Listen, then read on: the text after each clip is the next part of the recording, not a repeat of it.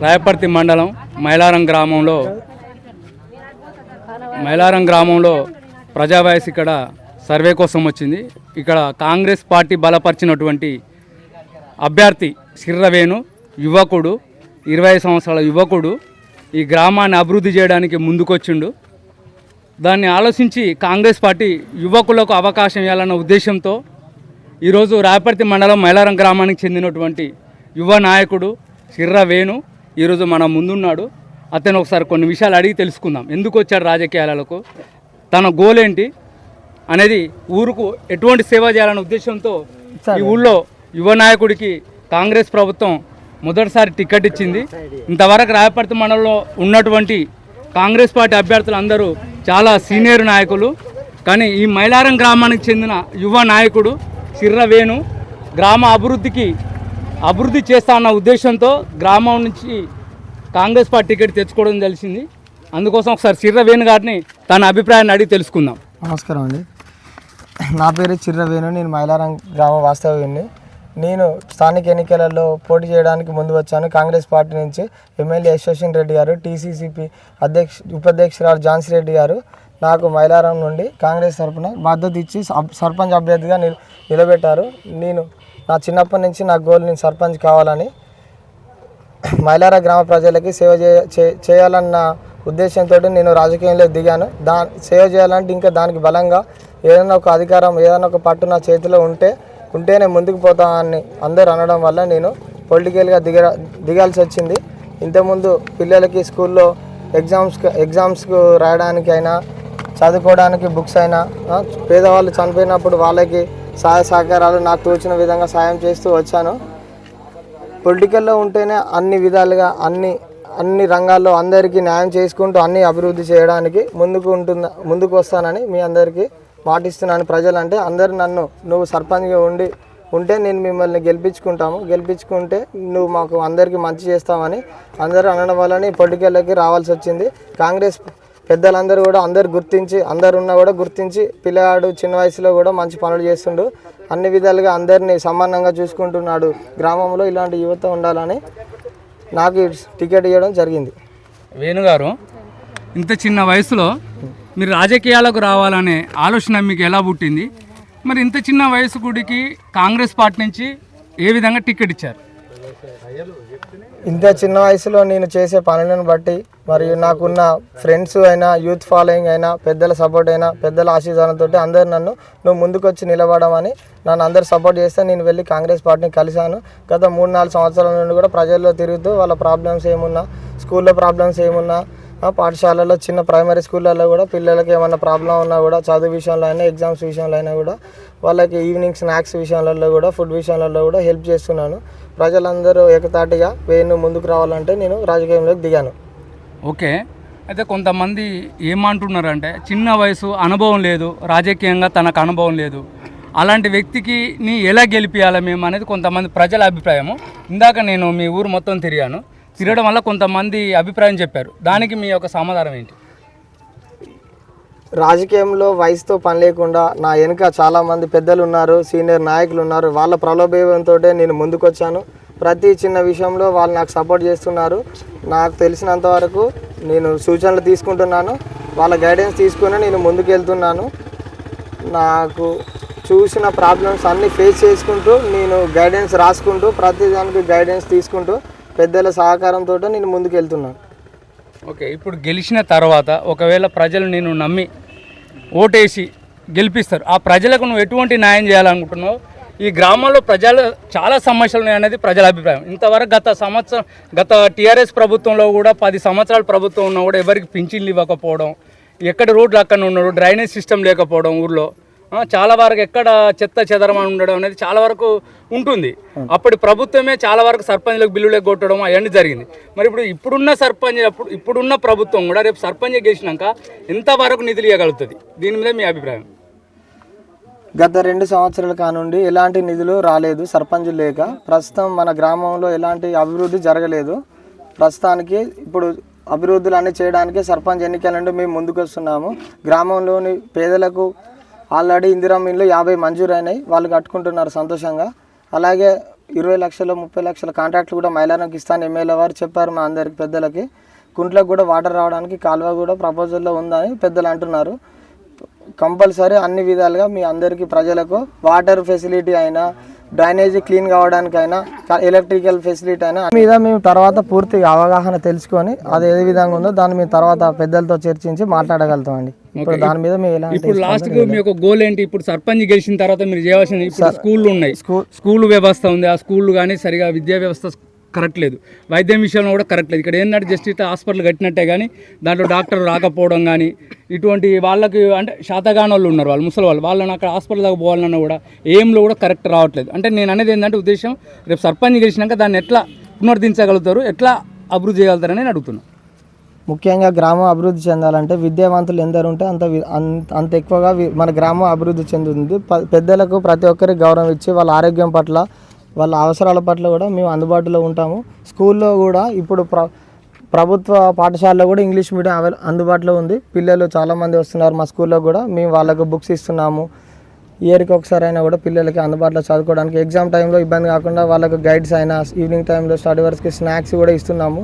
Government స్కూల్లో ఉన్న పిల్లలకి ఎంత సహాయం చేస్తే అంతమంది చదువుకోవడానికి ముందుకు వస్తారని వాళ్ళని కూడా మేము బాగానే చూసుకోవడానికి ప్రయత్నిస్తున్నాము. స్కూల్లో ఇంగ్లీష్ మీడియం ఉంది, తెలుగు మీడియం ఉంది, స్నాక్స్ కూడా బాగానే పెడుతున్నారు, ఫుడ్ కూడా బాగానే పెడుతున్నారు. గవర్నమెంట్ స్కూల్లో కూడా ఇంగ్లీష్ మీడియం చెప్తున్నారు కాబట్టి స్కూల్ను మేము ఎక్కువ డెవలప్ చేసుకోవాలనుకుంటున్నాము. గ్రామంలో ఉన్న పెద్దల్ని కూడా ఆరోగ్యం పట్ల పిహెచ్సి ఉంటుంది రాయపర్తిలో, విలేజ్లో ప్రైమరీ సెంటర్ ఉంటుంది, అందరికీ అందుబాటులో వైద్యులను ఇంటింటికి వారానికి ఒకసారైనా వాడవాడకు తిరిగి అందరినీ హెల్త్ చెకప్ చేయాలని వాళ్ళకి కూడా మేము హెచ్చరించుకుంటాం. సర్పంచ్ అభ్యర్థిగా కాంగ్రెస్ పార్టీ నుంచే ఎమ్మెల్యే యశస్విని రెడ్డి గారు, టీపీసీసీ ఉపాధ్యక్షురాలు ఝాన్సీ రెడ్డి గారు నన్ను కాంగ్రెస్ నుంచి మైలారం గ్రామ సర్పంచ్గా పోటీ చేయడానికి గుర్తించారు. నాకు స్థానిక ఎన్నికల్లో పోటీ చేయడానికి ఫుట్బాల్ గుర్తు 4వ గుర్తు వచ్చింది. అందరూ ఫుట్బాల్ గుర్తుకు ఓటేసి భారీ మెజార్టీతో నన్ను గెలిపించాల్సిందిగా కోరుతున్నాను. ఎంతో అభివృద్ధి చేయాలని ప్రజా వాయిస్ కోరుకుంటుంది. Thank you Venu. Thank you. గౌరవనీయులైన గ్రామ ప్రజలకు, పెద్దలకు మరియు గ్రామ ప్రముఖులకు అందరికీ ధన్యవాదాలు. కాంగ్రెస్ పార్టీ నుంచి చిర్ర వేణును నిలబెట్టడం జరిగింది. ఇంతకు ముందు టీఆర్ఎస్ పార్టీ వాళ్ళు దళిత బంధు అని పైసలు వసూలు చేయడం, ఇండ్లిత్తలని పైసలు వసూలు చేయడం, కుంట భూమిని కబ్జా చేసుకోవడం, దయాకర్ రావు 30 ఏళ్ళ చరిత్రలో ఇక్కడ లేని కుంభకోణాలు అంటే మొత్తం చేసింది వాళ్ళే. ప్రతి ఇండ్లు ఇస్తామని బిల్లులు దిగి వాళ్ళ దగ్గర డబ్బులు వసూలు చేసుకోవడం, దందాలు చేసుకోవడం, ఇలాంటి కుంభకోణాలు జరుగుతున్నాయని కాబట్టి మేడం గారు చిర్ర వేణును నిలబెట్టిండు. యువకుడు జనాలకు సేవ చేస్తాడు, జనాల కోసం పనిచేస్తాడని మేడం గారు టికెట్ ఇవ్వడం జరిగింది. దానికి అనుగుణంగా వేణు భారీ మెజార్టీతో గెలిపించి ఇట్లాంటి కుంభకోణాలు జరగకుండా ముందు భవిష్యత్తులో కూడా దళితులను ఆగం చేసిండ్రు, బీసీలను ఆగం చేసిండ్రు. ప్రతి ఒక్కరి బీసీ ఇవ్వలేదు, ఎస్సీ కార్పొరేషన్లు ఇవ్వలేదు, ఇండ్లు ఇవ్వలేదు. ఇప్పుడు ఇందిరా మిల్లు 40 ఇండ్లు ఇచ్చినాయి కాంగ్రెస్ ప్రభుత్వమే. ఇప్పుడు ఊరికి సేవ చేసేది కాలువలు చేయడం, రోడ్లు చేయడం కూడా కాంగ్రెస్ ప్రభుత్వం చేస్తుంది. 30 ఏళ్ళ దయాకర్ రావు కూడా ఏం చేయలేదు. ఆ దయాకర్ రావు దడబుట్టి శ్రీనివాసరెడ్డిని తీసుకొచ్చి ఇక్కడ ప్రజల కోసం ఇక్కడ ఊరవిసుక మీద బ్రహ్మాస్త్రం చూపెట్టినట్టు ప్రచారం చేపిస్తాడు. ఇది పద్ధతి కాదు. ఇంత సంపాదించుకున్న నాయకులు ఇన్నేళ్ళు చేసి 30 ఏళ్ళ చరిత్రలు సంపాదించుకున్నారు, ఇంకా సంపాదించుకోవడానికి ప్రయత్నం చేస్తాను. దాన్ని కొట్టేయడానికి గ్రామ ప్రజలందరూ సహకరించి చిర్ర వేణును గెలిపించాలని నేను మనస్ఫూర్తిగా కోరుకొని వాళ్ళకు ధన్యవాదాలు చెప్తున్నాను. సీనియర్ మోస్ట్ నాయకుడు మన అంబేద్కర్ అమూల్యమైన చిన్నబాబు గారు మాట్లాడవచ్చు. నమస్తే. మైలారం గ్రామంలో కాంగ్రెస్ పార్టీ అభ్యర్థిగా చిర్ర వేణును గౌరవ ఎమ్మెల్యే గారు మరియు టీపీసీసీ ప్రెసిడెంట్ ఝాన్సీ రెడ్డి గారు ఆదేశాల మేరకు ఇక్కడ గడప గడపకు ప్రచారం చేస్తున్నాం.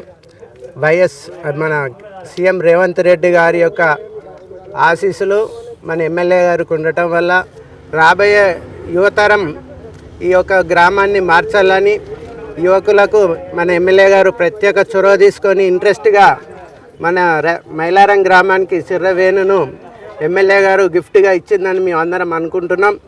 అందరూ కలిసికట్టుగా అధిక మెజార్టీతోటి గెలిపిస్తామని, గతంలో ఉన్న ప్రభుత్వాలు రాజకీయ నాయకులను చూసేది. ఇప్పుడు యువతకు ప్రియారిటీ ఇచ్చే ఎమ్మెల్యేకి మనకు దొరకడం, ఇట్లాంటి యువత ముందు తీసుకపోతే రాబోయే తరాలు కూడా ఒక మంచి మెసేజ్, పబ్లిక్ ఏమన్నా అవసరాలు వచ్చినా కూడా ఇమీడియట్లీ టేకప్ చేసుడు, ఊర్లోనే ఉండే వ్యక్తి, ఊర్లో పబ్లిక్ తోటి ఒక 10 సంవత్సరాల నుంచి కన్విటీ ఉన్న వ్యక్తి కాబట్టి అందరూ సహకరించి గెలిపిస్తామని కోరుకుంటూ, మన కాంగ్రెస్ ప్రభుత్వం బీదల ప్రభుత్వం, ప్రజా ప్రభుత్వం, ప్రజలకు ప్రతిదీ కాంగ్రెస్ ప్రభుత్వమే చేస్తుంది.